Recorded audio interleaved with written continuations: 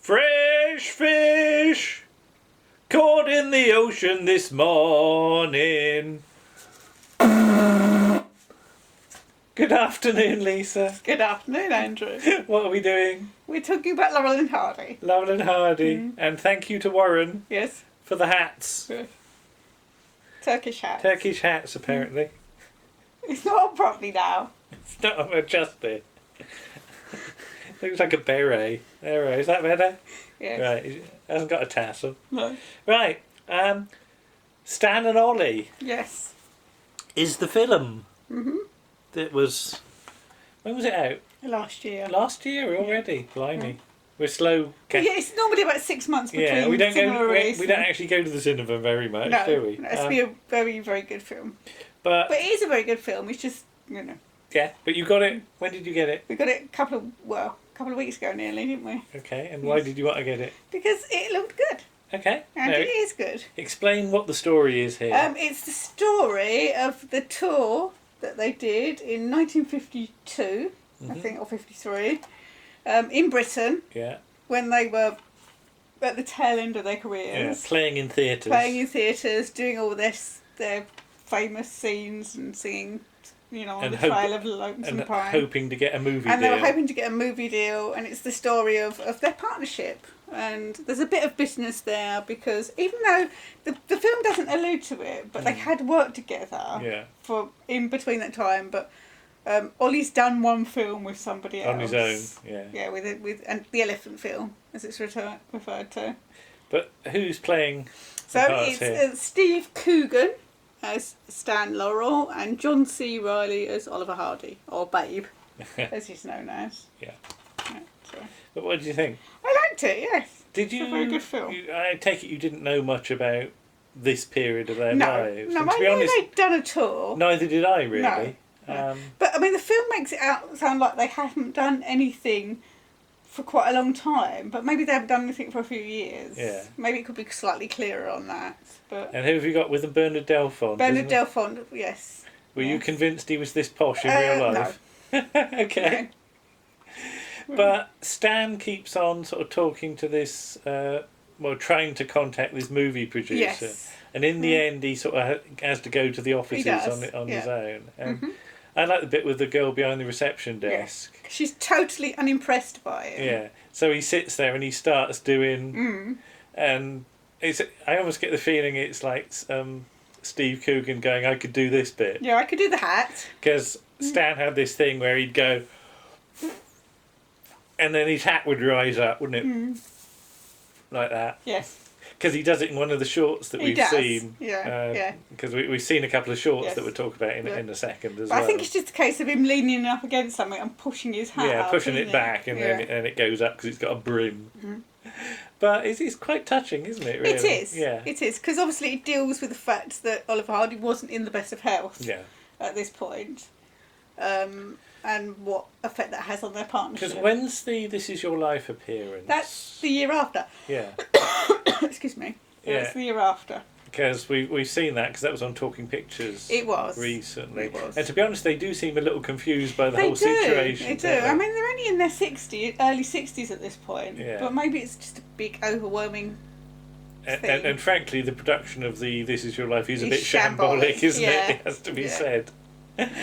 But I do like the bit they have a party scene because their wives come over as well, don't they? And Yeah. when who is it starts talking to them and telling them about the music box short. Oh, I can't remember now. I can't remember who he is, but he's basically tells them the plot of their own film. Yeah. And you can almost see them thinking, yes, I know I was there. Because Yeah. you had this piano, didn't you? And you had to Oh, get it up in the film, yes. up the Yeah, you got it stairs. up the stairs. And every time you got it up the stairs, it came down the stairs. And I think somewhere there's a little bit of Steve Coogan going, this has happened to me. Yeah. Write this in. Because it's written by Jeff Pope. Yeah.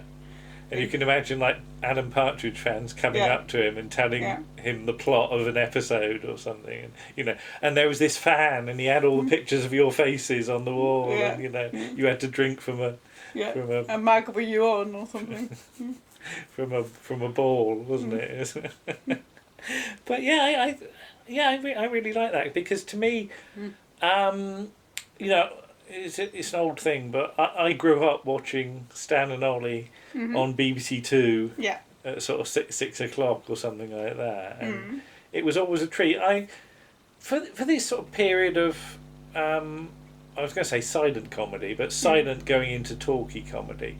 I only really know their talky stuff. I don't know anything much before that. Yeah, I mean, we've just picked a box set up of stuff, and it's got some of the silent ones on there, so we probably will watch it. But I have to be honest and say I'm not so interested in the silent stuff. It's the actual interaction between them. Well, I like. When it comes to Charlie Chaplin, I'm very much of the Blackadder opinion. Yeah. He's a slug balancer. But I did have in the early 90s a twin cassette release that was done by somebody, I can't remember who did it now, of Laurel and Hardy clips on 2 cassettes, and you didn't need the visuals for it to be funny. No, because it's the interaction. It's the interaction of them and the dialogue as well. So it's not just, I mean, yes, there's a lot of top quality sort of slapstick and stunts and things like that, which mostly seems to be Ollie falling in the water. Yeah, and then reacting to it. But it's the weird dialogue that you get between sort of Stan and Ollie as well. That because you said that, I mean, at the end of the film, there's a little sort of caption that even when Ollie died, Stan went on writing. Writing sketches and things like that. But he never performed with anybody else. No, because there's this bit where they're in. Ollie's sort of had his sort of heart attack or whatever it is, and Stan's going to go on with somebody else doing the hard-boiled eggs and nuts it feels thing. So wrong, doesn't it? Because you've got this person sitting in the bed with his leg up, like Ollie, but it's wrong because it's the rhythm of it is wrong. Yeah, it's not the right rhythm between the two of them because obviously they've worked together so long, they've got a sort of rhythm of the way they work with each other, haven't they? So. But lovely film, I thought. It was, and, yes. I made with love. I think you can so. Tell. Yeah, I mean, I don't know how much they know about them, but I think if it's true of me, it's true of a lot of comedians as well. That there's a big influence on comedians down the generations. Yes.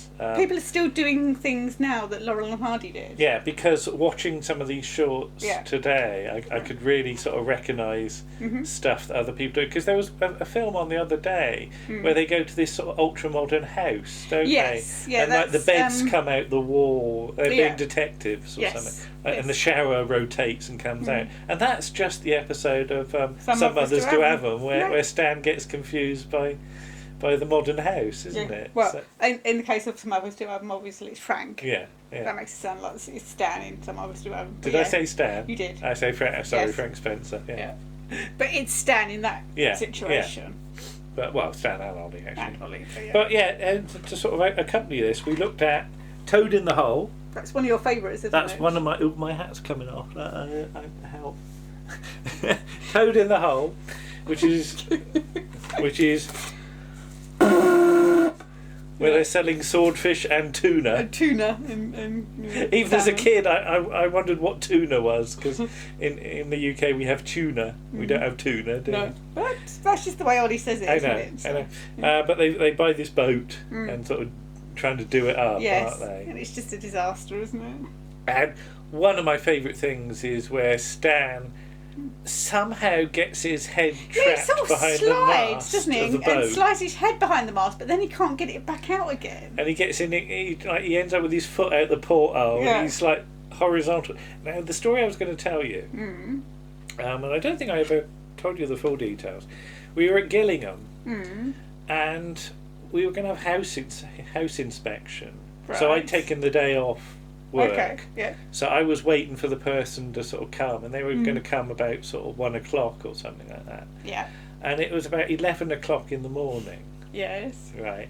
And we've got a foldy clothes dryer thing. Yes. Right, so you sort of lock it, and it stands up in a sort of crisscross pattern. Yeah. And to put it down, you unlock it, and it folds in on itself. Right. So I unlocked it, but I had my finger right by where the joint of it was, and I unlocked it, and it started to collapse, and it trapped my finger in the thing, and it hurt like it would hurt like hell, yes, because there was all the weight of this metal pulling down on it. Yeah. But because my finger was then in it, it jammed the lock. So not only could I not get my finger out, I couldn't push it up either. Right. And I had visions that I was going to be stuck there for 2.5 hours with my finger slowly turning black and falling off till this person came to rescue me. Right, okay. But thankfully I did manage to get my finger out. Okay. But it's the sort of thing that Stan would get into a position and then start to panic. Mm. And I did. And, you know, because seeing him with his head trapped behind the mast is you know... I sometimes I do identify with the more weird stuff that that Stan gets into, but I mean that one's quite a simple one really, because it is a series of sort of slapsticky bits. Yes. And as you say, Ollie gets dirty a lot. He does. He falls into the water. He gets covered in paint. But the whole thing about the tit for tat stuff comes off here. That one will empty a bucket of water over one. Yeah. So the other one does it to them as well. Yeah, and but I also like the bit with Stan with the when he turns the hose pipe on, and it comes up like it's a snake. Because there's no water coming out of it. Mm. And it's that thing about Stan's ability to be perplexed by inanimate objects. Yes. Because there's a lot of that. You know, that he can be outwitted by all manner of just like simple everyday objects. Yeah. And I think there's a bit of genius there about seeing how a thing with no brain is cleverer than sort of Stan is. But yeah, Ollie does get some very good sort of looks to camera. He does. And again, that's where comedy works down the ages. Yeah. That something will happen and somebody does a close-up reaction into the camera. Yeah. Because I mean, we said about even in things like the Generation Game. Yes. That somebody will say something stupid, and they'll cut to a close up of Bruce Forsyth. Bruce Forsyth doing a thing in the camera. So yeah, Ollie is very much a sort of pioneer of this sort of stuff. And finally, I'd not really seen this one. No. But it's on this disc, and it's called Brats. And they basically play themselves and their children, which I found to be quite freaky. It was a bit disturbing, because Ollie's got no moustache, is he? So. Because the opening shot is a wide shot of Stan and Ollie playing drafts, or checkers, as I suppose it would be, and then the smaller versions of them like playing by the fire grate, aren't they? Yeah, and that's really well done. It's obviously some sort of split screen. Well, it's some sort of overlay. Or I don't know quite how they've done it. It's a bit hard to tell on the shot. It's quite a brief shot. But you said almost immediately, what's the scale of this? Yeah, the scale's all over the place, isn't it? Because to achieve the single shots of the kids version, they've had to build giant furniture and things like that. But there's a tennis racket, and they seem to be smaller than the tennis racket. And it's like they're about sort of 7 or 8 inches tall. Yeah, and then later on, they're up against the table and they're a bit taller. It's a bit all over the place. Yeah, but there's something very creepy about them, especially Ollie. It's Stan, I think it's less so. Yeah. But the fact that Ollie's just a miniature version of himself, it's really quite odd. But I think it does emphasise the childlike nature of their relationship, because they like poke each other in the eye as kids, which is exactly the stuff they're doing as adults, isn't it? Yeah. But I did like the bit where they were playing snooker as the grown-up versions, and they're Stan's getting confused by the cue and the chalk and the marshmallows and breaks all the glasses, and Ollie rips the baize on the table. And that is just Peter Sellers. There's an Inspector Clouseau film where there's a whole 3-minute routine of him trying to play snooker or something. I'll have to show you that. And he just gets cues fall over out of the rack, and then he rips the table. So again, there's the connection between sort of comedy sort of 40 years later. So I think that's fantastic. And also the when they've got the what was it? Stan hits Ollie on the bottom with a sort of cork or something from a gun after a rather weird animated mouse comes along and sort of sits on him. Then he, because his bottom hurts, he gets some liniment on it or something, which I guess burns. Yeah. And then Stan runs for water in the bath. The bath fills up with horrible black-looking water, which I think is only that colour so you can see it on the, Yes. on the sort of black and Yeah. white film, and then they sort of leave the bath running, so the whole room fills up with water. I said that's a very watertight door, isn't it? Yeah. But even in the recent Paddington film, Yes. that's in that, isn't it? It is. When yeah. the huge cascade of water comes Because out. he goes to sort of wash himself, and it all gets a bit out of hand. But it's in the book anyway. Yeah, I know. So maybe Michael Bond was I don't know. But influenced by that in his I mean, head. it's a common thing, and it's the sort of thing that you could write without being influenced. But I just like seeing. It's just how the same things just come round generation after generation. That there's only a certain number of jokes and situations, and it's how you deal with them and how you interpret them. Yeah. And some people can really make them work, and I think Stan and Ollie really do. Yeah. So yeah, we've got a box set of of feature films and then shorts of all relating sorts. to those feature And films. if anybody's worried, we're not going to watch the colour versions. No. I love the fact the two first tweets we got were, "Don't watch the colour versions." And I said, "No, honestly, we'll watch the black and white ones." I might take a look just out of curiosity to see how bad they are, but I wouldn't watch done. the whole thing. But, Because if it's done by a computer, it's not going to be good. No. But yeah, I mean, lots to look at. So Yeah. we might return to these We at may some well, point. yeah. But yeah, Stan and Ollie, well worth a look. And you know, for £15, I think we got a bargain there Yes, of for the box lots set, and lots yeah. of material. So there you are. Bye bye. Bye.